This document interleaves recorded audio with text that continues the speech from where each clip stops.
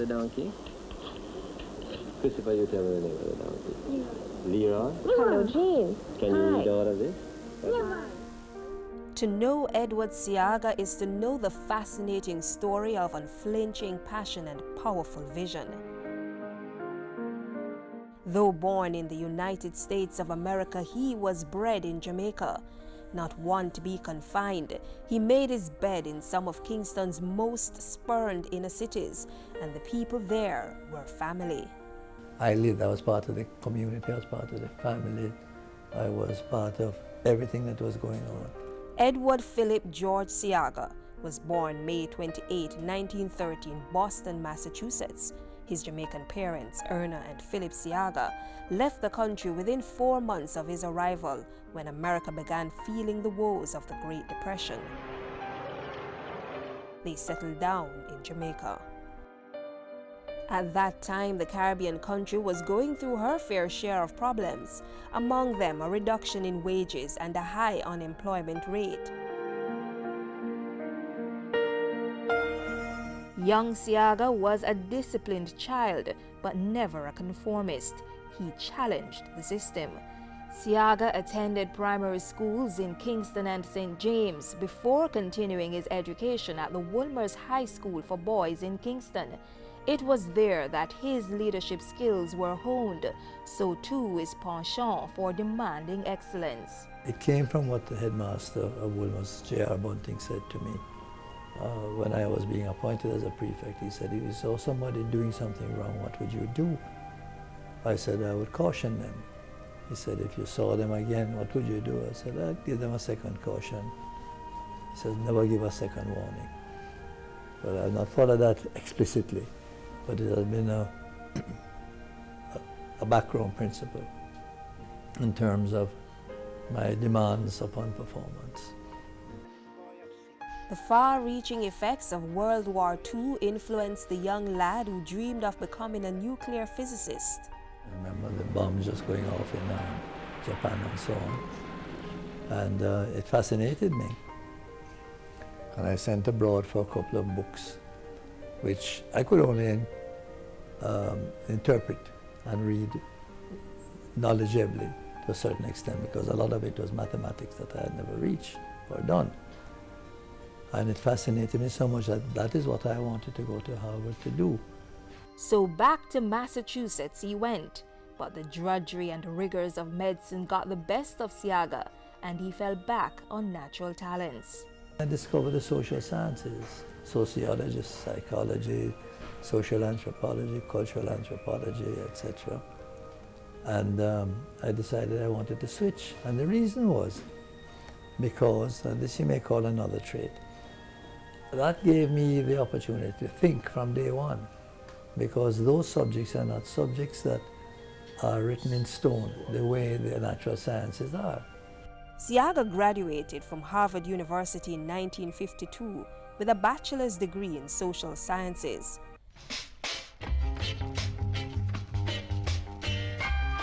Most of his studies were geared towards understanding the thought patterns, behaviorism, and religion of the Jamaican people. However, his passion was for the poorest in society, residents of the so-called inner cities. But after I had done the studies, I realized I needed a platform to be able to make known what I had learned. Because the other Jamaica, of which I speak, the other Jamaica, didn't know about this Jamaica. I crossed the bridge. With this wealth of knowledge, Edward Seaga sought to bridge the gap between the lower and middle classes. He made the first connection through music. I had a first-hand experience of Jamaican folk music, and the religious music as well, revival, and kumina and things like that. And of course, that to me was the heart and soul of the old Jamaican folk culture. So I extended that in the late 50s, about 10 years later, to being a producer of Jamaican music. And I was doing so just at the time when Jamaican music was, the original Jamaican music was emerging. In 1955, he supervised the recording of an album of ethnic music on the Folkways label. It was a project that had grown out of the scholarly research he'd done, but that wasn't enough. Seaga wanted to do more with music, so he founded his own label, WIRL, West Indies Recording Limited, in the late 50s. Among his first signings was the Trenchtown singing duo of Joe Higgs and Roy Wilson. WIRL scored a huge hit in 1959 with their first single, Manio, a ska single that sold 30,000 copies.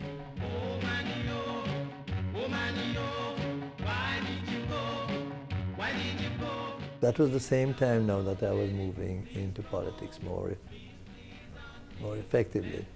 So eventually that business was sold and I was able to concentrate more fully. I had a background in politics. I had become a senator, well, member of the Legislative Council, and I could give politics full time. In his quest to bridge the gap between the lower and middle classes, politics became his second connection, a springboard for national transformation. He was first appointed to the Legislative Council in the upper chamber by Sir Alexander Bustamante in 1959 when he was only 29 years old. Within a year, I was the big name in the Legislative Council, which was at that time full of Fletcher, Kirkwood, you know, the establishment on one side. And on our side, it was Dickie Ashenheim and myself and Isabel Seaton and so on. But because of the kind of analysis that I was able to give to the material and my forceful style of speaking and passion, I quickly became the star of the show over there. In the independence government of 1962, he was Minister of Development and Welfare. And after the 1967 election, he was Minister of Finance and Planning.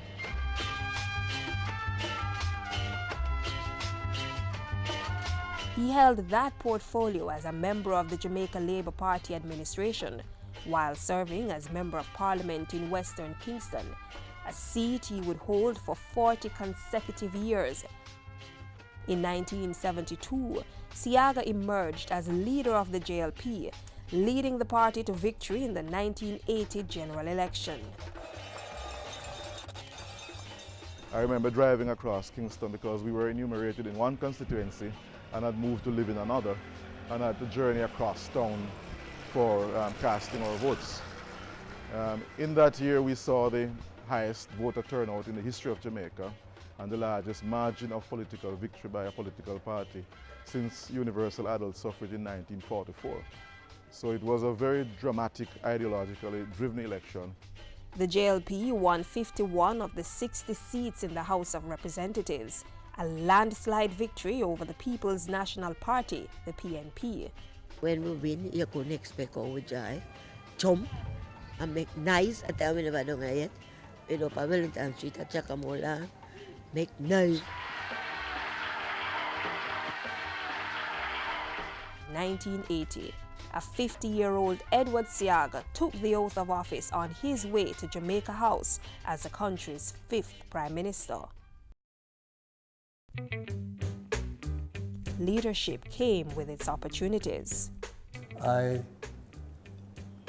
have great feeling and passion for the opportunity that politics gave me to be able to deal with my pet peeve about the country's development, and that is the two Jamaicas in which we live.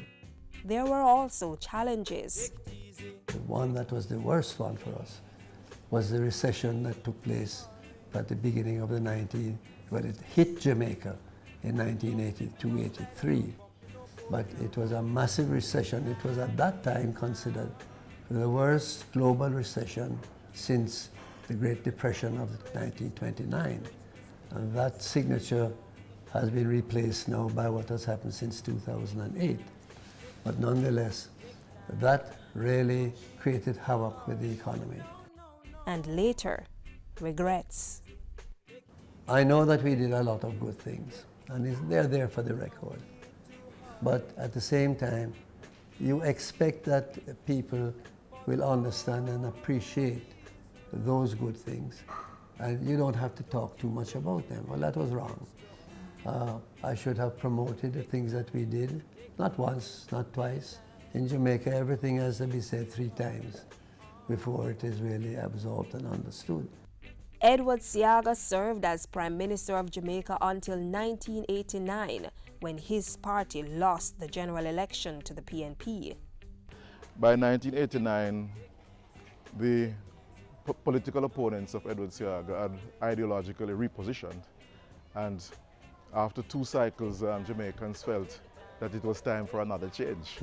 It was the first of 4 general election defeats for Seaga, and after 31 years at the helm of the Jamaica Labour Party, the veteran politician walked away from representational politics. He was 74.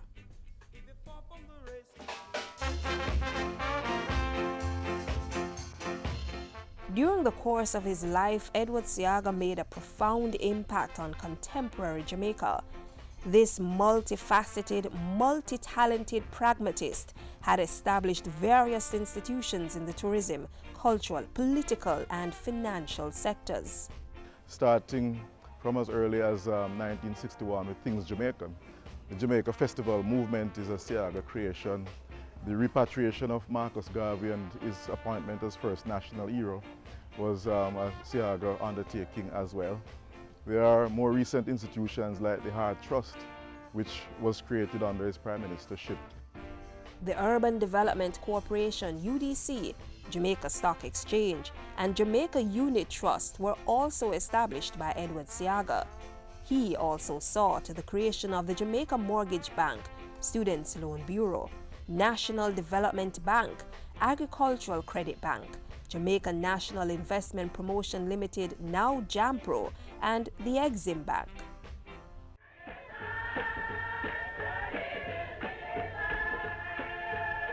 For the people of West Kingston, though, one of Seaga's greatest achievements was the transformation of what was considered the country's largest slum at the time, an area known as Bacawal, into a modern, low-income residential community renamed Tivoli Gardens.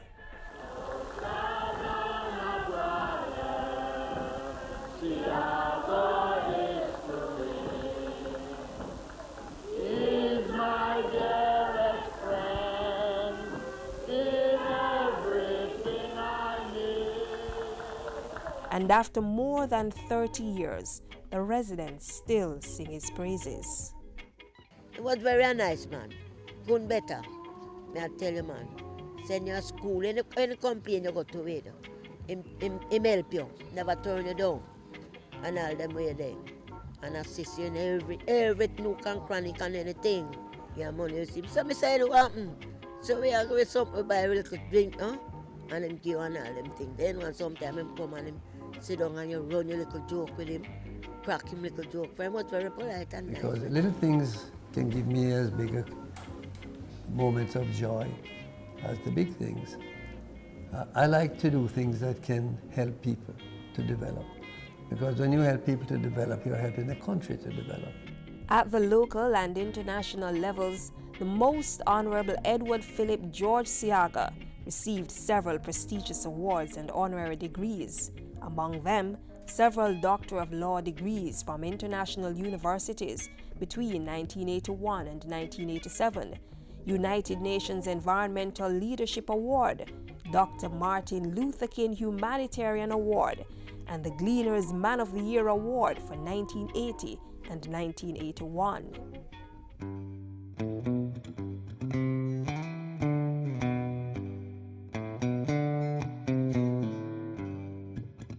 For Seaga, retirement from active politics in 2005 meant more time to devote to his other passions. He took over as president of the Tivoli Gardens Football Club and chaired the Premier League's Club Association. Seaga also accepted a post as Senior Research Fellow at the University of the West Indies, Mona, and was later named Chancellor at the University of Technology in 2010. He's very goal-oriented. A lot of people think they're successful because they're busy with activities. he makes sure that he knows where he wants to go and that he's actually getting there. It's not just a matter of being busy. You have to achieve the goal. That's a big strength. And he was well beloved by the people. Kind, you know, gentle, sweet, you know. He knows what the people want, you know. If he sees a problem, you know, he tries to talk it out. He's a good man, a very great man. Every day we miss him and talk about him. We are looking at a significant nation builder in the first 50 years of Jamaica's independent history, and even dating a little before independence. It has been a very long political career anywhere in the English-speaking Caribbean, or indeed across the Commonwealth. Edward Seaga leaves behind a rich legacy for his children, Annabelle, Andrew, and Christopher, who are from his first marriage to beauty queen Marie Mitzi Constantine. His second marriage to Carla Vendries in 1997 produced one child, Gabrielle. The two ladies that I've been married to, I must tell you, a man couldn't be more fortunate than I have been. They've been wonderful mothers. It is to them I pay tribute for everything that my children are.